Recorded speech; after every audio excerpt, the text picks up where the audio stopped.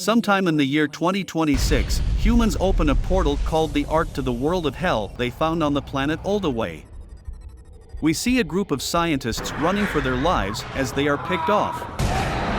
Dr. Carmack sends an emergency signal requesting that quarantine procedures begin immediately. We skip to a group of mercenaries as we see the leader called Sarge receive orders to investigate the site with his team.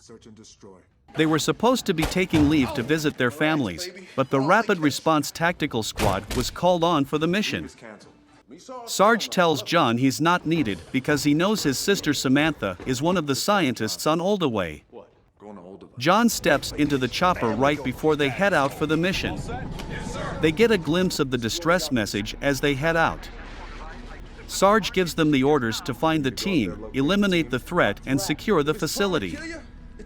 They arrive at a facility that contains a transporter device they will use to go from Earth to Oldaway instantly.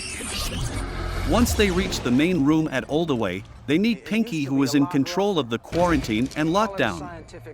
Sarge leaves Mac behind to keep the room secure while the team heads out to find the remaining survivors. The team meets John's sister, who tells them she needs to recover some UAC equipment. The team is split up to check different sections of the facility to secure it faster. They start to make their way down the hallways securing the rooms as they pass by. John and Samantha make it to her office as she exclaims that she needs 30 minutes tops to transfer the data. Pinky tells Goat and Portman there's another room to their north to check. They find a holding cell with electrified walls. Well, that's interesting. Sarge and Duke find a weapons room where Sarge discovers the BFG but is not authorized to access the weapons safe. Kid gets startled by a hose and shows us the method of spray and pray. We're back to Samantha showing her brother John that one of the skeletons they found contains 24 pairs of chromosomes, but humans only have 23. Her extra pair makes her like a super being unknown to mankind. Porter makes a call on the radio reporting movement ahead. They find Carmack's office with a ripped door open. As they search the room, something jumps down and starts to make a run out of the office and through the hallways. The team corners it, but finds out it's Dr. Carmack himself, who rips off his own ear for no reason. Sarge sends Kid and Portman to the airlock to make sure nothing gets past them if it gets past the team. After seeing such a scene, Kid asks Portman for some of his pills so he can get his game face on. Goat kicks a can that rattles as much as it can, making sure to tap every stair on the way down, ruining the element of surprise. Kid and Portman end up running into an undressed woman, but she's been turned into a demon-like creature, so Kid and Portman unload a mag at her. Samantha and Duke take Carmack to a medical room where he snaps back for a second, only telling them to shut it down, it's inside. John and Goat re-enter the genetics room where they heard something. Something has just killed all of the caged animals. They find a scientist who takes a bite out of a rat and then runs at them with a knife, forcing them to dispatch it of life. Sarge and Destroyer hear something up in the vent. It was just a cute little monkey. Samantha finds out that Dr. Carmack has something in his blood as he starts to look slightly transformed. Just at that moment, John and Goat make contact with something big, not human. They chase it to the sewer section and begin their hunt. Just when we think some action is about to happen, it's just Portman falling into a hole. They end up splitting up 3 ways, sending Goat on his own, John with Kid, and Portman with Sarge. John finds out Kid is high as he sees something heading towards Goat. His flashlight goes out seconds before the monster shows up. He has a quick stare down with the monster before it lunges at him, biting his neck. John shows up dispatching the monster with a few shots, and then the team takes Goat to the med bay.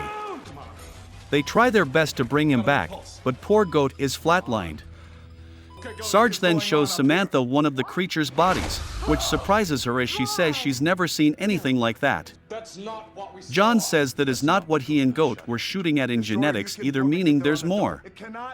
Nothing can get through to the Ark. Samantha does some inspection on the creature's corpse and sends Duke to get her a bone saw. The rest of the team is back in the main lobby as Portman wants to call reinforcements, but Sarge tells him they are the reinforcements. The power starts fluctuating in the lab, causing her to run out looking for Duke. She catches up with him, but before they make it back to the room, a creature shows up smacking Duke, causing him to back up in the room. Samantha turns off the nano door as the creature is entering. The team is now approaching the archaeological dig site where all this started. John has a memory of his parents dying in a cave collapse here on Oldaway. While Destroyer is saying it's clear, poor Mac gets his head removed with a credit card swipe by the monster. Talk to me, Mac. Sarge and John make it Mac's headless body, but then John sights the creature and they make chase.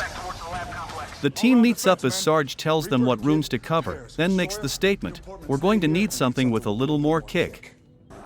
As Samantha and Duke inspect the body, Goat rises from the dead like a zombie. Goat isn't quite turned yet as he smashes his skull against the window, sacrificing himself. This is when Sam discovers the people turned into these creatures. Sarge makes his way to the armory and uses a doctor's hand to open the BFG locker. Sarge looks like a kid getting his first computer. Portman leaves Destroyer for a restroom break. Bad idea, because the creature now gets to toss Destroyer around like a ragdoll and tosses him in the electrified holding cell. The creature jumps in, ready for a good one-on-one fight with Destroyer. This man ain't no punk. He uses some fancy moves to outsmart the creature. That doesn't last long though, as he simply falls to his death. Portman ends up calling for backup as we get switched back to Sarge where Destroyer and Portman should be. Sarge finds Destroyer's body, but Portman is having some issues in the restroom with some unwelcome company. Portman discovers a rat, making him think he's safe from the noise. He wasn't though, as he's grabbed and slapped around like a wrecking ball, ending his career early. Sarge gets to fire the BFG for the first time and is a little excited about it. They take Destroyers and Portman's bodies back to the lab where they discover Dr. Carmack is the creature stuck in the nano door. Sarge dispatches the Carmack zombie, then sends Kid and Duke to make sure the other dead scientists stay dead. Samantha then shows them a video of a human subject being injected with the 24th chromosome. After seeing the research, John wants to destroy the discs, but hardcore soldier Sarge tells him that is UAC property. Pinky tells Sarge something is cutting through the door, so the team rushes back to the Ark. When they enter the room, the system starts to reboot, which will take 5 minutes. Sarge gives John 3 minutes to go get his sister. John makes a run to Sam, and she tells John the 24th chromosome will make a superhuman or monster. After the reboot, Sarge, Kid, and Duke transport through the Ark before John and Sam make it back. Everyone is dead on the other side, so the team takes some headshots on the way. After clearing some of the groups, they find Pinky hiding in some bodies. We then skip to Kid, who finds a room full of survivors, who reports it to Sarge. Sarge demands he go back and kill everyone, but he says no, so Sarge shoots him through the neck, saying mutinist insurrection is punishable by death. Sarge needs soldiers. At this point, John is a flinch away from putting Sarge to sleep when Pinky draws his gun. The creature grabs Pinky from behind and swings him like a bat, knocking John down and then running away with Pinky in his hand. Sarge, John, and Duke give chase but run into a swarm of zombie people, forcing them back into the room, but the door doesn't close. Duke's feet get grabbed from the floor vents and then pulled through, ending his career early as well. Sarge gets grabbed and drugged out of the room through the door right before it closes, causing a bullet to bounce back and hit John. John barricades themselves in a room, but his bullet wound is fatal. Sam has faith in his good heart and injects him with chromosome 24. He passes out after the shot, but then wakes up fully healed as we enter our favorite game mode. We get a first-person view of some zombie shots and some great close-ups of zombie kills. We even get a personal mirror headshot. Down another ugly one, and then find a monster wielding a chainsaw. Who knew? We get to see this one blown up by a mine, nice and gooey. Now we run into Pinky, who is transformed into a hairless pit bull. John uses the chainsaw, slicing his spine and disabling his rear-wheel drive. He dispatches poor Pinky with 2 shots. After clearing the stage, we leave game mode and find a mess Sarge left behind, and Sam just taking a nap on the floor. As he wakes her up, Sarge walks in with a bite on his neck. Yup, he's changing too. John tells Sam to go to the elevator as Sarge tells John the mission is complete. It's time to go home. He's not letting Sarge get through though. Sarge fires his last round and makes a run for it. They end up getting into a super fight using their new gained strengths. It's a back and forth fight as they keep exchanging blows. They take turns tossing each other until John activates the arc portal. He sends Sarge back through the arc with a toss, and then sends him a grenade gift right afterwards. The movie ends with John taking Sam up an elevator and saying, "Almost home." Almost home. We hope you enjoyed the recap. Please help us out with a thumbs up if you did, it would really help us out. Stay safe and God bless.